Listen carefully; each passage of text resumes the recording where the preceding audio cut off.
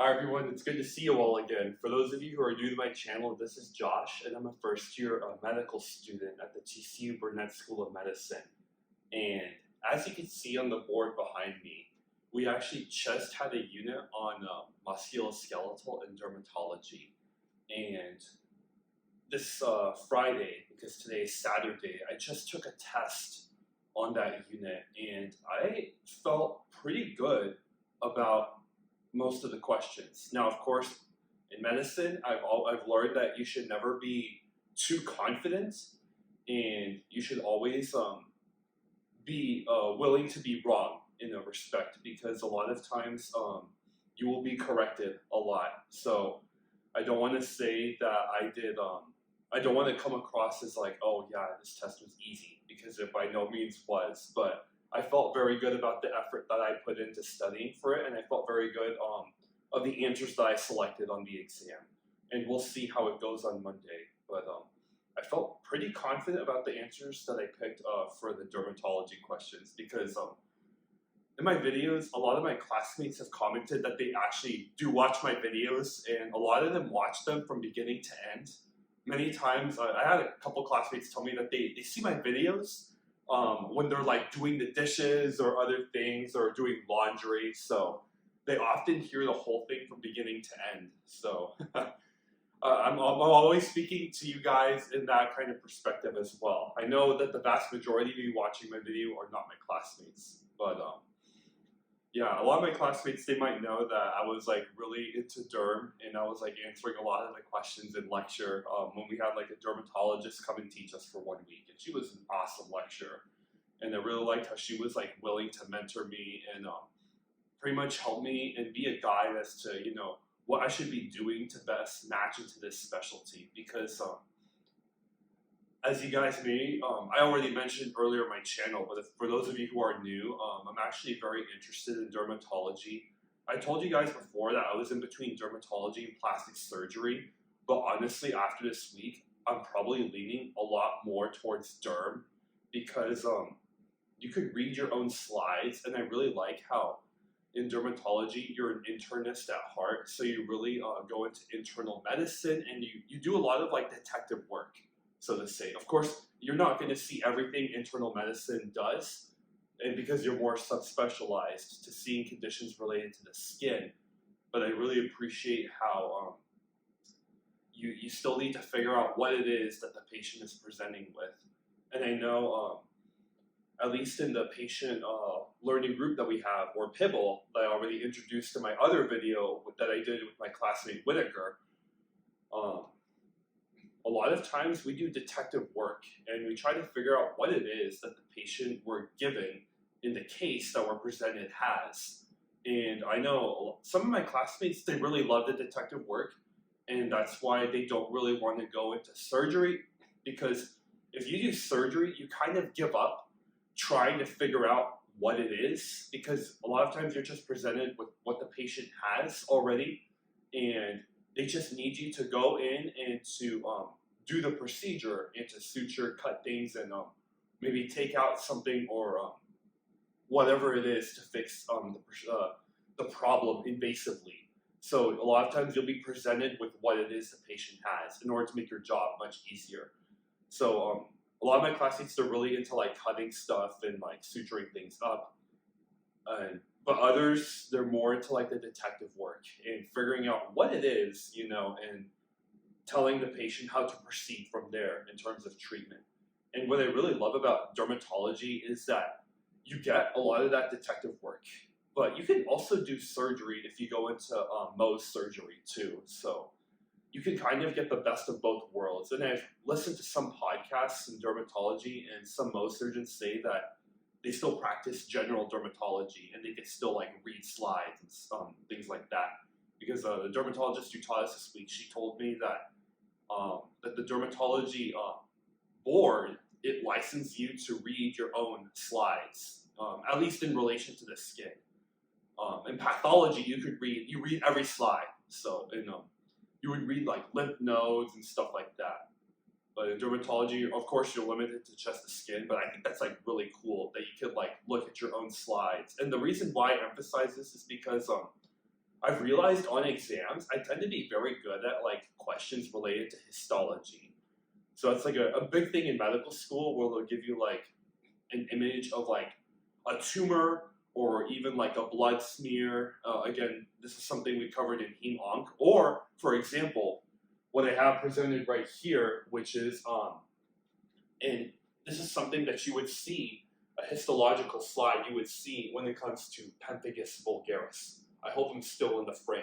If not, I apologize. I don't know where my camera cuts off. But anyway, yeah, this is something you would likely see in pemphigus vulgaris. And of course, I drew this out and used this for the thumbnail. That's the biggest reason I use this. But this is a perfect example of what you'd see, you know, where you get like what you call acantholysis, which is when the stratum spinosum right here separates from the stratum basale, and it leaves like these little like basal cells right here, which is known as tombstoning. Yeah. Again, I mentioned this in a previous video, but for those of you who don't know, I'm actually doing a research project on pemphigus vulgaris, which is an autoimmune blistering disorder that attacks the desmosomes, which are like these junctions between protein junctions that hold like the skin together, at least at the more superficial layers of the epidermis, specifically the stratum spinosum. So you get these antibodies that attack these proteins that hold the desmosomes together, which is called desmoglein 1 and 3. So for those of you who want to know what the research is about, so actually a big reason that a big way that you would treat this disease is to stop the production of antibodies. It's a pretty good way of ensuring that this disease doesn't really destroy those proteins. So you would actually treat it with a B cell inhibitor. And B cells, they tend to have a CD20 receptor. Again, this is stuff I have to know for step 1, you know, and there's a drug that's called an anti-CD20 drug, which is called rituximab, which is a biological monoclonal antibody. So my research project actually deals with the disparities in healthcare when it comes to patients receiving rituximab for pemphigus vulgaris. So that's essentially the focus of what my project is trying to deal with, and the big research question we're trying to answer. We're trying to answer what factors play into the disparity. Does it have to do with income? Does it have to do what hospital they go to? Is it perhaps maybe related to stuff like their race, their age, things like that? You know, we're trying to still investigate and hammer down the variables we're looking at. And we're trying to assess how treatment prognosis usually goes for patients, because this disease can flare up depending on a variety of factors, and we're just that's what the study's focused on. You know, the research project I'm participating in, which I'm really excited about, and that's why I really like dermatology in MSK and derm. You know, so the way it worked is that we had musculoskeletal for 2 weeks, and then we had dermatology for 1 week. So the first 2 weeks we had Thanksgiving break, and then the first 2 weeks we're strictly dealing with musculoskeletal. So we were learning stuff in relation to rheumatoid arthritis, osteoarthritis. We were learning about like common ruptures to the knee. So in step 1, we had to learn about the unhappy triad, which is where you would get a tear in the medial collateral ligament, as well as the anterior cruciate ligament, and then the medial meniscus. Usually, and even on the exam that I just took, the answer tended to be one of those 3 important ligaments, or again, the meniscus, the medial meniscus. Usually what I like, something I've been learning about these exams on for medical school, as well as for step 1, because this is going to apply for step 1, is that you'll tend to see these patterns over and over again. So for example, if you know the unhappy triad, that's typically where most of like knee injuries come when it comes to like tendons and ligaments in the meniscus. If you tend to know which ones are the most common, that's really, really helpful. And there's a good chance that the answer is going to be one of those 3, unless, of course, the STEM states otherwise. They're going to put like other tests that you have to be familiar with in terms when it comes to testing the knee. And again, it would be helpful if I had a partner with me, so that way we could do like tests like the anterior drawer test, posterior drawer test, valgus test, varus test, the Lockman test. Those are all very good tests in order to determine where exactly the rupture has occurred when it comes to specific ligaments in the knee. I know there's quite a few of my classmates who are very interested in this kind of stuff because they want to go into ortho, and it's like, yeah, you see this stuff every day when it comes to sports injuries. Like, a lot of times you'll see these injuries in like football, soccer, basketball, like any type of sport that requires like a very fast pivoting motion. That's when you'll see those types of injuries, and it was kind of cool to see that on the exam. So yeah, we dealt with osteoarthritis, rheumatoid arthritis, these types of injuries. We also dealt with like the brachial plexus as well. There's another room that has a pretty good drawing of the brachial plexus, and I could perhaps post an image in this video of my drawing of a brachial plexus. And actually, it could be a good idea to have a video detailing how to draw the brachial plexus, because there was a doctor who had a very good way of drawing the brachial plexus. And actually, you know what? Let me check the frame of this camera. Okay. I actually might have space to draw one out. Oh yeah, perfectly. Yeah, so I'll draw the brachial plexus. Let me find a marker real quick.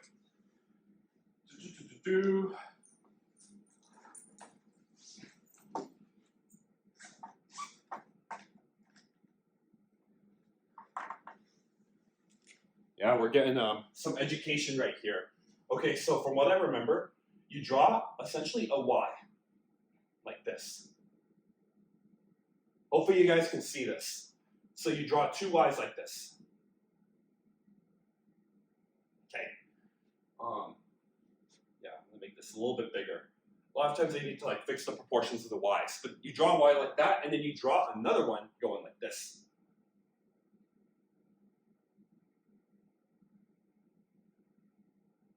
Okay, so it's just like that. And then what you're gonna do is like right here, you want to extend this out enough so that way you draw a W. So this is kind of like a, let me make this a bit more extended. Actually, get these back. So you're gonna draw a W like this. Actually, sorry, the W should look something like this. There we go. Yes, it'll look like this. So it's a W. Yeah. There's the W. Okay. So you're going to draw like points on the W, so to say. So far, so good with the brachial plexus. And then right here, what you're going to do is draw an X. Yep. Draw an X. And then here, we'll just imagine drawing a Y. Kind of like that. So essentially, when it comes to labeling this thing, this is technically C5, C6, C7, C8, and then T1. These are the nerves that come out of your vertebrae.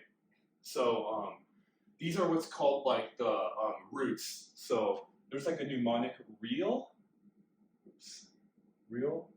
truckers, drink cold beer. So the real are the roots. So these guys, these are all the roots. It's a C5, C6, C7, C8, and T1. You know, again, I could draw this. I should draw this image a wee bit better, but you guys get the picture though. That's essentially the roots of it. And in here, we start getting to the trunks. So I need to remember this off the top of my head, so I don't want to misquote anything. But you have like 3 trunks right here. I'm trying not to confuse it with the chords, because I know with the chords, you have the lateral, the posterior, and medial chord. And I believe for the trunks, you have the superior, and then you also have the inferior trunk. And I'm trying to remember the middle one. And I think this is just called the middle trunk. You know, again, I'll have to double check this, and I recommend you guys like search this up, because I'm basing this off of memory. But I also have to know this for step 1. So superior, middle, and inferior. So those are the trunks. That's what the T stands for. And then the divisions. So actually the divisions, I should actually redraw it like this. I'm going to redraw this in green so you guys can see. But the green, what I'm drawing here, is the posterior division. So I kind of like to think of it as like 3 different branches coming together. That's the posterior division. And then the other one, the pink, or yeah, that's called the anterior division. So there's two different divisions.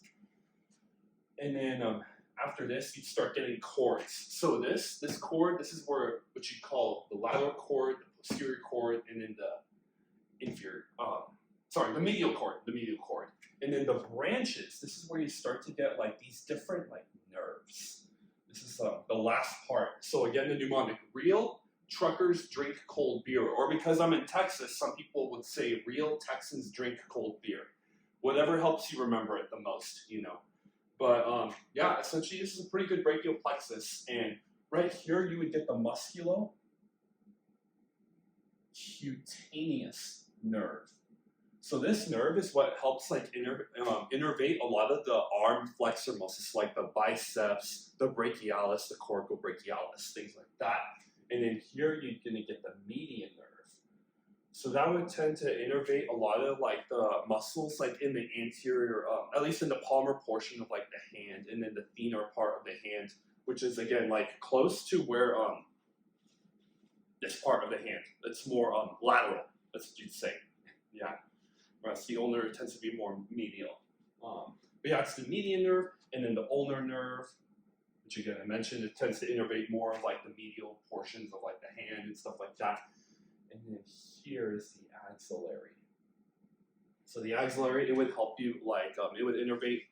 The big one that I think that it tends to innervate, it's like the deltoid muscle. So it helps you kind of like raise your arms like that, you know. Or if you guys do shoulder presses, that's the muscle that's going to help you do that, you know. A lot of times I like to relate these innervations to working out, you know. That's what really helped me when it came to anatomy. So of course I know I was like talking all about derm, you know, because that's a specialty I really like and the one that I would love to go into the most. But honestly, this musculoskeletal stuff, it's really cool too, you know. It's kind of opened my mind to like ortho in some respects, you know. It's really awesome because you could relate again to like if you're a gym bro or gym girl, you could relate this to working out, and that's how I did pretty well on my anatomy test. All right, last nerve right here, radial nerve.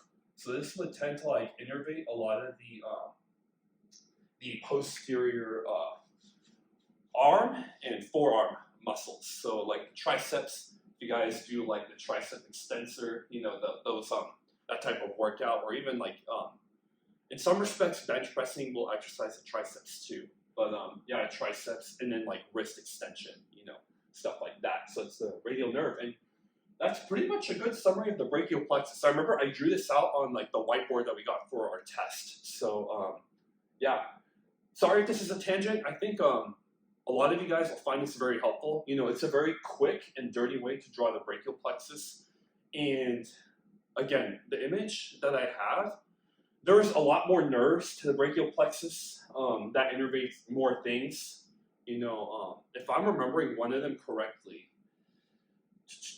I believe the long thoracic nerve, it would go down from C5 down here. So you go C5, C6, C7.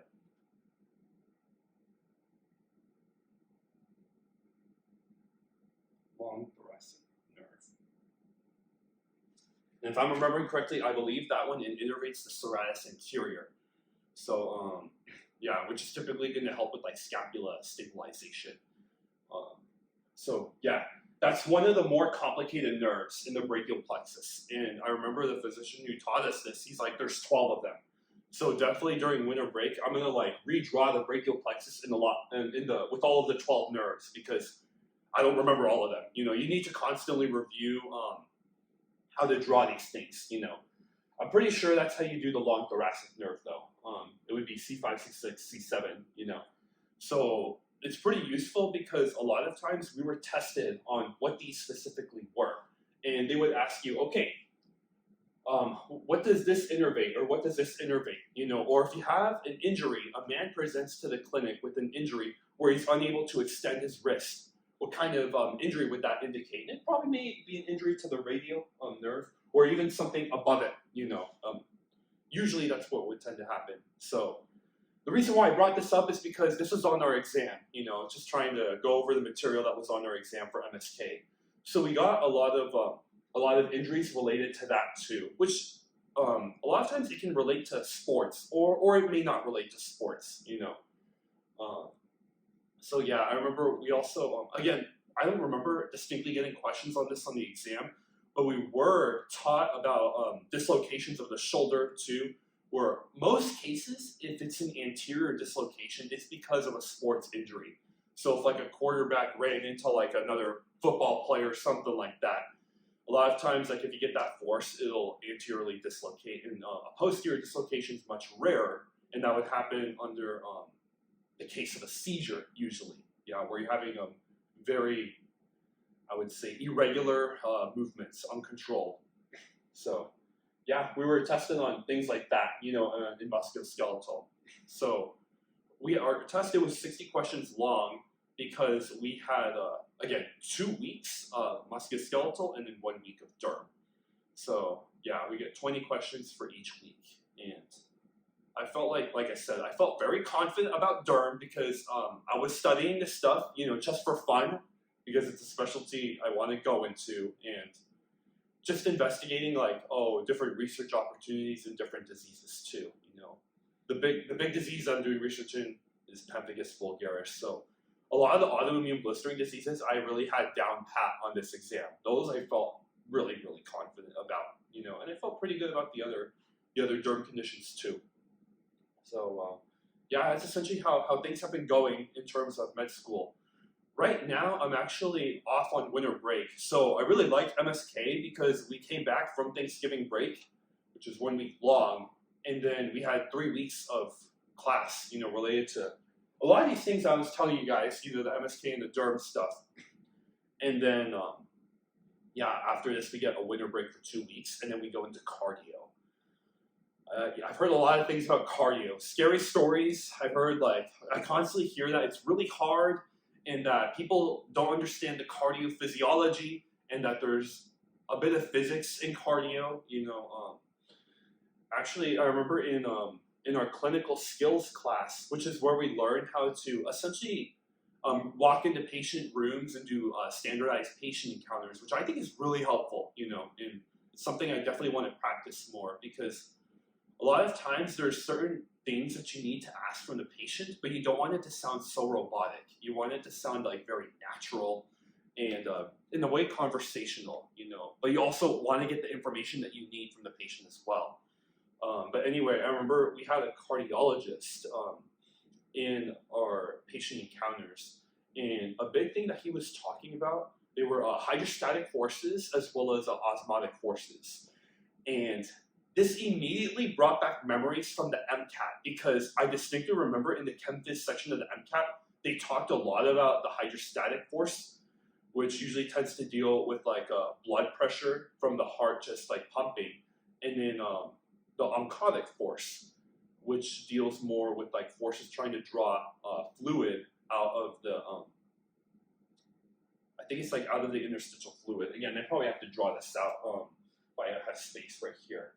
Where hydrostatic pressure, it would more push like the fluid in your blood outside, you know, into the interstitial space, and then the oncotic pressure, because you have proteins like albumin, they would, you know, kind of be willing to draw water back from the interstitial fluid into the blood because of, again, the principles of osmosis.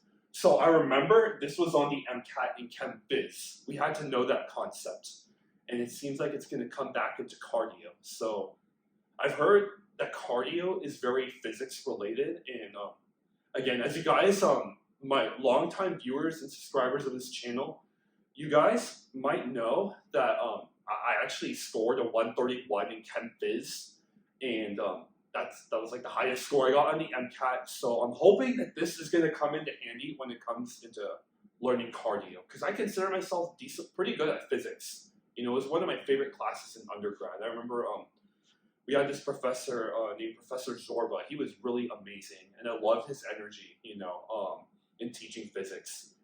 And physics is just always a class I really liked. I remember when I took it in high school, back when I was a junior in high school, I took physics during the summer because, okay, number one, I needed to boost my GPA. I remember back in high school, I ended up with a GPA of 3.7, which is actually a pretty good GPA.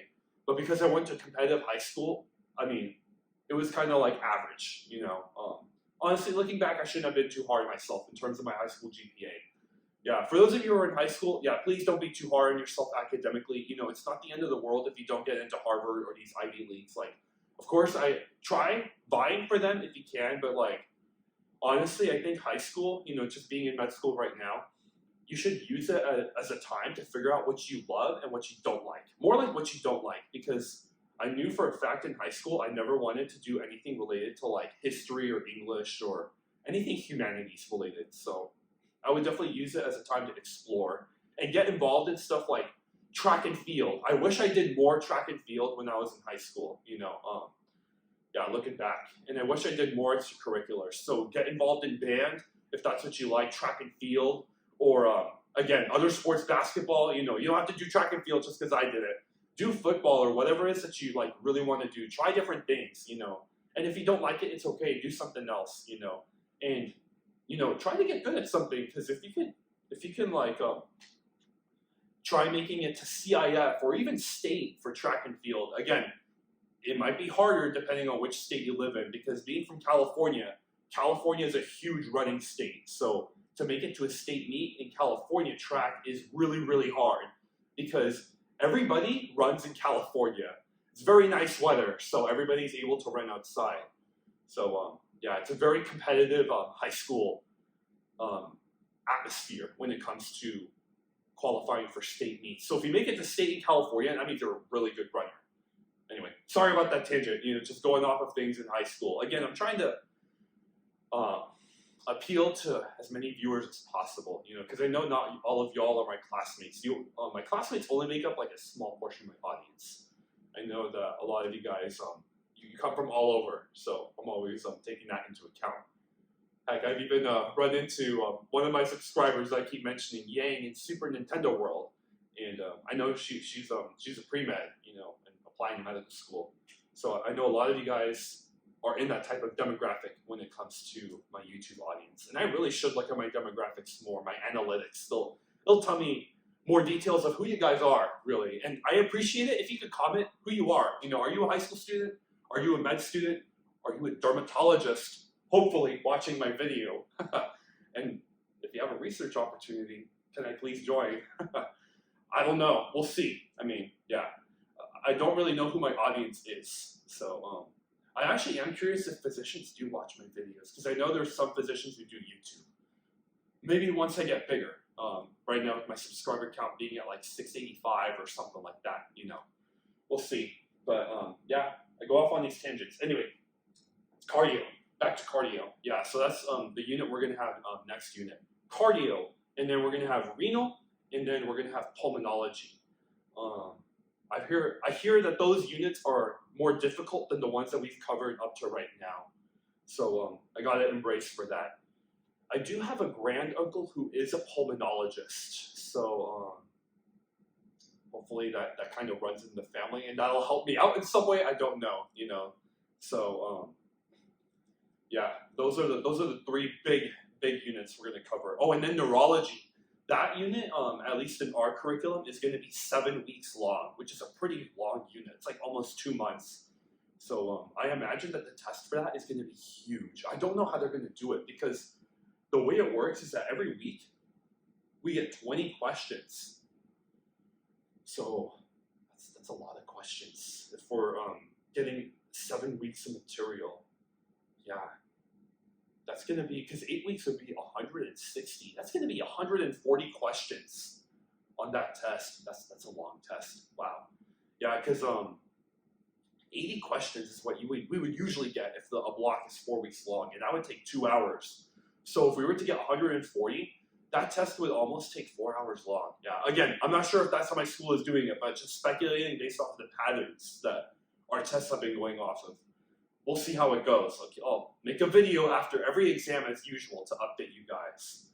But yeah, that's essentially what's been happening, you know, in terms of med school so far. I really love the material I'm learning. There's times where, like I was telling you guys with Whitaker, I'm not going to sugarcoat it. It gets really hard, you know, and a lot of times you can often question your own worth. And even if you're doing, like, if you're a strong student, you often like ask if you're like, dang, am I really smart or stuff like that? And you are. Trust me, you are. It's just that the volume of information you have to learn is so much more than you've ever experienced. Like, it's very wild. And to be honest, I'm like, wow, how do doctors do it? You know, how do like even like the pediatricians who teach us, how do they know so many conditions? Like, it's kind of insane, you know. And that's why we go to medical school, to learn all of these different conditions. Like, the condition we got tested on, these autoimmune blistering disorders, pemphigus vulgaris, they're actually quite rare, but we have to know it for step one. You know, there's a lot of conditions that are very rare. Another good one that's like very, very rare is osteogenesis imperfecta. A lot of my classmates, they will know that from the first exam. That was a type of bone disorder, genetic bone disorder, where you don't produce enough type 1 collagen from the gene Colla A1 and Colla A2. For those of you guys who remember, we got a question on that on the exam. I remember that, you know. That was legit a question. You know, they asked which gene it was, and the answer was Colla A1. And I'm probably butchering the name of it, which you'll tend to do a lot in medicine. You tend to butcher the name of things a lot. But anyway, osteogenesis imperfecta is actually quite rare. And I remember I was talking to a GI doctor who, he's like one of like the leaders of my church that I go to around here. And he was telling me that he's only ever seen 2 cases of osteogenesis imperfecta in his entire practicing career, which it just goes to show how rare it is, but we need to know it for step 1. We need to know like a lot of these rare conditions. Another good example is Ehlers-Danlos syndrome, where you tend to have like super stretchy skin, but a lot of times it can also present with like super stretchy blood vessels, which can lead to like aneurysms as well as cardiovascular abnormalities and problems. So I remember I was talking to one of our internal medicine doctors. He's a professor who teaches us as well. And he was also telling me that he's also only ever seen 2 patients with Ehlers-Danlos syndrome. Very rare, but we have to know that disease as well for step 1.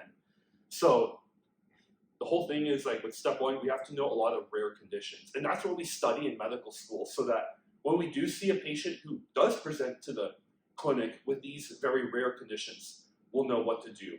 But of course, another phrase that I've also been hearing a lot from our teachers in medical school is that you want to look for horses, not so much the zebras. So you typically want to look for common presentations of things too, because usually that's how patients will tend to present. But on step 1, we also need to identify the zebras as well.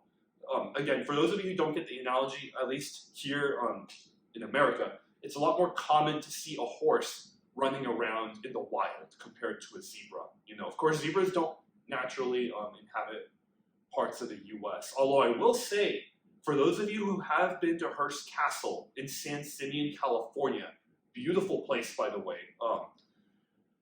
Allegedly, you know, this is going off topic, but there are some zebras that still wander around. I believe it's like close to 100 years after William Randolph Hearst. Like he had like this whole castle and then he passed away, you know.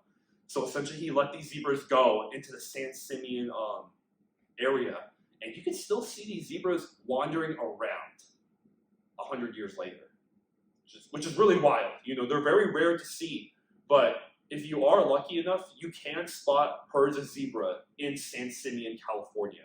Even though obviously they weren't there to begin with, but they were shipped there. And they've just been reproducing, and that population has been growing. And they've just been left unchecked in that area.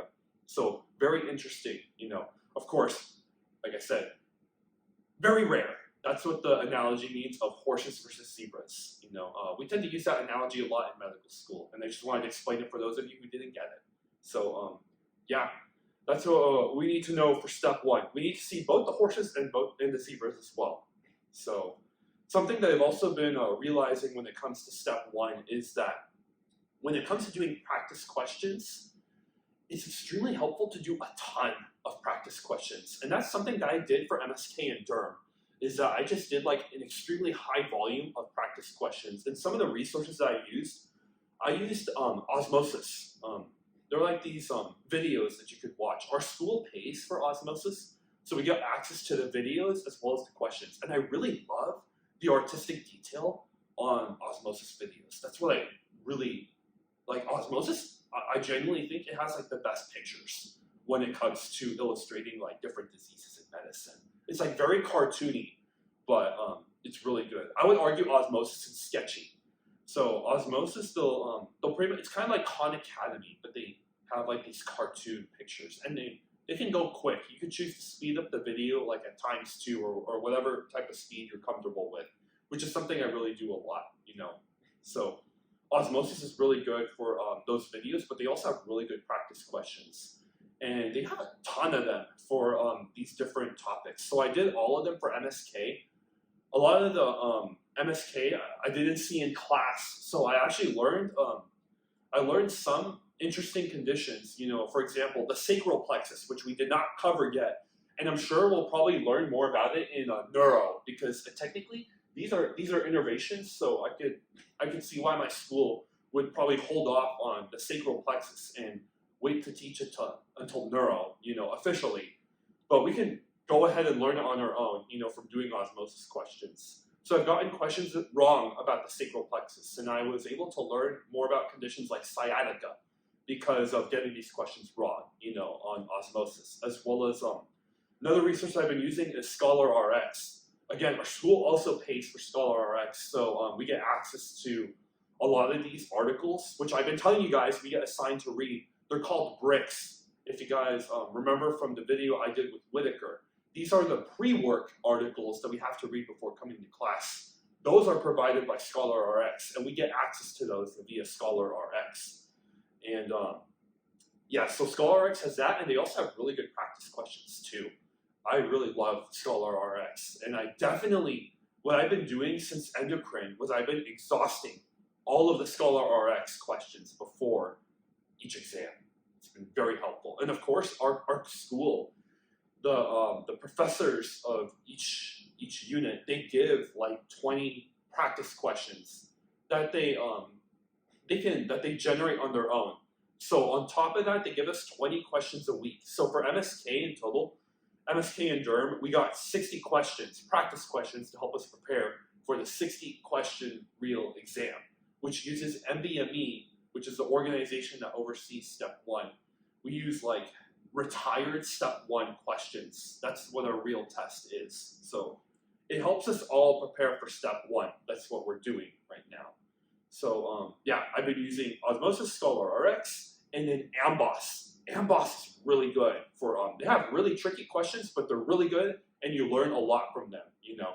And actually, I have a subscription where I have access to Amboss until I'm a resident, hopefully a derm resident. Well, again, yeah, it's very competitive, so we'll see in the future, and I'll keep you guys updated. Again, I'm trying to do everything I can to hopefully match it to derm, which is why I've been getting involved in research early, and I've actually joined a journal club as well.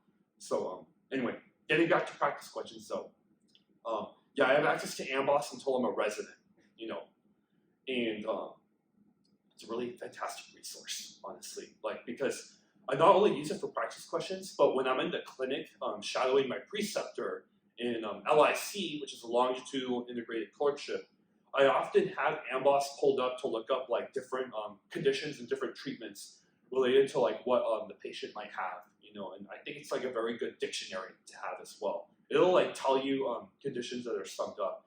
And actually, a lot of my classmates strictly use Amboss to research for PIBL. Again, these patient case presentations that we get. And it's a very, very good resource in multiple aspects, not just practice questions, even though I do use it right now solely for the practice questions. And another resource that we just got access to is UWorld. And I've been trying to be a little more conservative with UWorld, but honestly, I think given that we have like about 3,000 questions, I started doing 10 questions in derm and I got a 70%. And I met with the learning specialist and she said, wow, that's really good for your first Q bank to get a 70%.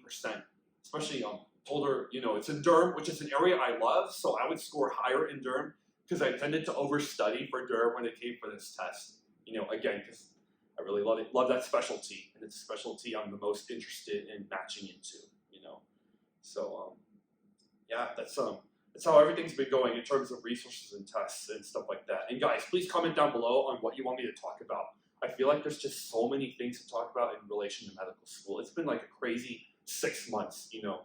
This officially marks like the end of half of our first year, which is kind of wild because I felt like it flew by. And there was just so much like going on, you know. I'm still trying to figure myself out and figure out like what extracurriculars I want to get involved in and stuff like that. But honestly though, I genuinely think that I have a really good extracurricular profile as is as a first year.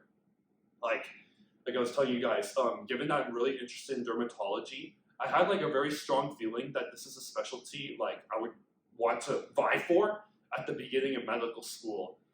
That and I plastic surgery a little, but I think especially after this derm block, this derm week, I'm a lot more interested in derm now. You know, it's made me very invested in it. So, you know, from the beginning of the year, I was like, I reached out to my dermatology mentor, and because I knew to get matched into a specialty like that, you need to like start doing research early, you know.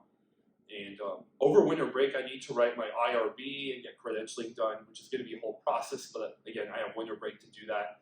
And I'm also going to take winter break again to visit theme parks like Universal and Knott's Berry Farm, which I made videos of during my Thanksgiving break. So I'll probably come out with more videos of that, you know, because I know you guys like when I do my theme park videos, it gives like a good break in between doing medical school videos, you know, since my channel has changed so much ever since I started it. Like, man, I mean, the big reason why I started it, to be honest, I was trying to figure out a niche between like tutoring and then like talking about finance topics.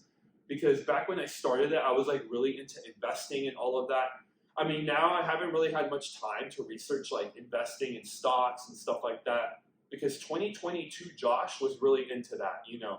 Now, because I'm in medical school, I'm just completely swamped and enamored by all of the material I'm learning in school. So that's what my channel's focused on. And honestly, I really want my channel to be focused on that now, you know. And of course, my most popular video, and I had a strong feeling this would be my most popular video, was the video where I gave all of my secrets of how I jumped from a 503 MCAT score to a 517. Deep down, I always knew that video would like pretty much be the backbone of my entire YouTube channel. And it is, and I'm proud of that, you know, because it was very helpful advice, and I knew that type of video would attract a lot of attention, given that like a 14-point jump on the MCAT is extremely rare to see, and not many people make massive jumps like that, you know. And a lot of viewers are very curious to what strategies I did in order to make jumps like that. And I'll tell you guys, you know, to be honest, with studying for USMLE, a lot of the ways in which I'm studying for step 1 right now, it's actually extremely similar to the way I studied for the MCAT. You know, I've had to change things because now with the MCAT, you get a lot of information, but for step 1, it's way more because you just have to know a bunch of different things. And you also have to get good at eliminating things, you know. That's just how step 1 is going to work, you know. And it's just different topics in medicine. So you have to learn new content all over again. So I didn't really hit the ground running when it came to the beginning of medical school, and that's okay, you know. Because a lot of times, what I love about our curriculum too is that we will spiral. That's another key word we use in medical school. It's an inside joke. Like a lot of our professors like to use, we'll spiral back to old topics, you know. Just like how I told you guys, I was kind of joking how one of our professors, he likes to use the word capture a lot. He's like, oh, capture this, capture that, capture everything. You know, he's like, capture it. He's like, I hope you can capture it. Like he'll show us 100 cytokines and he's like, I hope you'll capture this. And he's like, capture it. That's what you have to do, just capture it, you know. To this day, like I remember that professor, he taught us for our second exam, which is around like August, you know, I forget. It was around like, August, September. And to this day, like even right now, like a lot of our classmates will just throw in the word capture randomly just to make each other laugh, you know. And the second year, I had a second year told me, she's like, oh, that's cute, you guys do that. Yeah. So we'll say this word capture, you know, because it's taken on a whole new meaning in medical school. But yeah, guys, that's pretty much what it is. That's the the update on everything. Studying for step one. I'm going to do that during winter break. And I remember the dermatologist who taught us in lecture. Something that with dermatology, it's a very hard residency to match into. And the dermatologists who I work with, and again, the one who taught us, they're all really smart doctors. And they've done very well on step one. And this is back when it was like a percentile-based score. Because right now, it's pass-fail. So thankfully, there's not as much pressure for us to do extremely well in the exam. But don't get me wrong, I'm still studying as if it were like a percentile-based score, because I know that this is going to build a solid foundation for step two, which is still a percentile-based score, and you need to do extremely well in it if you're wanting to match into competitive residencies like plastic surgery, dermatology, or other ones like radiology or ophthalmology. So one thing that this dermatologist who taught us was telling me was that she did also a very high volume of questions. And she often did resources like UWorld 2 times, so she went through it a second pass around, in order to ensure that she really got the information she was studying. And what a lot of people will do is that, they often mark up their own first aid books. I personally don't mark up my book. I personally just like to reference it every now and then I like to take notes on whiteboards and then kind of erase it, because the idea is that. And again, this is something that I also preached when talking about the MCAT. The idea is that the information is better stored up in my brain rather than on a piece of paper, But of course, I will reference it every now and then. Like, for example, I just drew the brachial plexus off the top of my head. And that was because a doctor in our anatomy lab, he taught us this trick, And I think tricks like this are extremely beneficial. You need to have tricks and mnemonics in order to help you out like that. That's really going to get you through school. And again, getting stuff wrong and learning from it, taking accountability for your own mistakes. It's actually very similar to what I did for the MCAT. Of course, it did take a lot of adjusting.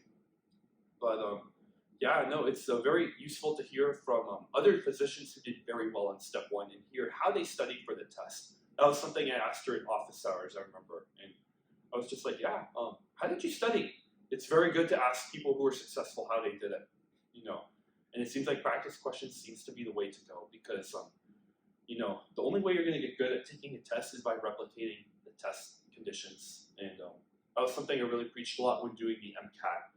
And that was the whole reason, I got into, this whole YouTube channel was to expand my clientele, when it came to MCAT tutoring, which it did. And then it was also to give advice, to a lot of you guys who are struggling on the MCAT. Because I remember when I got a 503 on that test, I was really frustrated. And there were points I thought of even giving up too, because I thought it was impossible to improve until I really started making these adjustments and asking myself, hey, what's really going wrong with my test taking strategy? And it was the fact that I wasn't really reviewing practice questions, the wrong answers thoroughly and learning from them. So I feel like I've been doing that a lot more with step one. Because I'll tell you this, I remember there were questions on osmosis that I missed. And then I did these same questions again on UWorld, and I got it right. So a perfect example that I was telling the learning specialist the other day is that there's this characteristic black hole lesion that people will sometimes get on their skin. And for whatever reason, it's associated with a Pseudomonas infection. And I remember the first 10 questions that they got on dermatology in UWorld, it showed that black hole lesion again. And then it asked which bacteria, pathogen is associated with that lesion. And I picked Pseudomonas, and I got that question right. And I think only 50% of people picked that question, which is considered pretty low, which means it's a hard question. So had it not been for doing practice questions before doing UWorld, I would have missed that question. So you just need to do a bunch of questions and learn from those mistakes. All right, I think I've gone on long enough. And actually, guys, to be honest, my parents watch my videos too, and they're gonna be mad at the fact that I actually need to go because I need to catch a train in order to get to my flight. Yeah, my parents are not gonna be too happy if with me admitting that I'm kind of cutting it close to catching my train for to go to the airport to go home. Because right now I'm still in my school. Actually, I'm in my medical school right now at TCU. And in a couple of hours, I'm literally about to fly home back to Los Angeles, where I'm from. So yeah, I need to wrap this video up, guys, but literally I'd love to talk to you guys all day. And honestly, if the demand is high enough, and maybe one day in the future, once I get bigger as a channel, I'd really love to do a live stream and answer a bunch of questions you guys might have about medical school and, what I'm doing, what we're learning, how to study for step 1, and then what I'm doing in terms of trying to go for like a specialty like dermatology. Again, like I said, start doing research early. You need to get involved in that. That's a huge thing in extracurriculars, and try to do other things you're passionate about too. Like again, do research. And what I did is I just recently joined a journal club, and then I'm actually gonna there's talks where I might present for this journal club too, which I find really exciting. And to build your network. So what I did also too was I made a second Instagram account, but that one is specific just for following a bunch of dermatology residencies, and I follow dermatology, a bunch of dermatologists and derm residents too. So I'm happy to talk about what I'm doing in that sense. And I've been trying to also group up as well with a few of our other classmates interested in derm, because from my knowledge, I believe that there's 4 or 5 other classmates who are interested in derm. So it's kind of nice to know we're not doing this alone, And then there's also in our school there's a couple of other upperclassmen who are also interested in derm. So it's very nice that they're already going ahead of us. So I definitely talk to them for advice in that regard too. And it's very helpful to have upperclassmen who are ahead of you, and they kind of have a better idea of what they're doing because they've been through their first year and they made mistakes and stuff like that. I made mistakes too. I think making mistakes is just a natural part of medical school, and it's okay. It doesn't have to be perfect. That's why I would be confident to say pretty much all medical schools at this point, they made their first year pass-fail because they don't want you guys stressing about getting an A on a test or anything like that. Those days, leave them in undergrad. Right now, you just need to focus on learning as much information as you can to become the best physician, because ultimately, you guys are learning this to serve your patients, and that's what we're trying to do. Anyway, I gotta wrap up this video. I gotta catch a train and catch a flight, and I hope I'll be able to make more videos once I'm in Los Angeles. But this is the update that I have on my medical school, and I hope you guys enjoy this beautiful artwork of pemphigus vulgaris and the mechanism behind this disease, and again, kind of the treatment to get rid of these antibodies, that these B cells are producing. That's kind of what's going on. So we just hope to see kind of this go away, That's, yeah. Yep, that's essentially what's going on. But yeah, I hope you guys enjoyed the brachial plexus and all of that, getting a little tutorial on that. Yeah, these videos, they're kind of very unorganized, I don't know if you guys like that. I personally, that's really all I can do, since I don't have time to edit anymore, and I have to shoot all of this in one cut, I remember with my MCAT video, oh man, that took 4 hours to edit. Now, it was worth it though, because the viewer engagement has been extremely high with that video.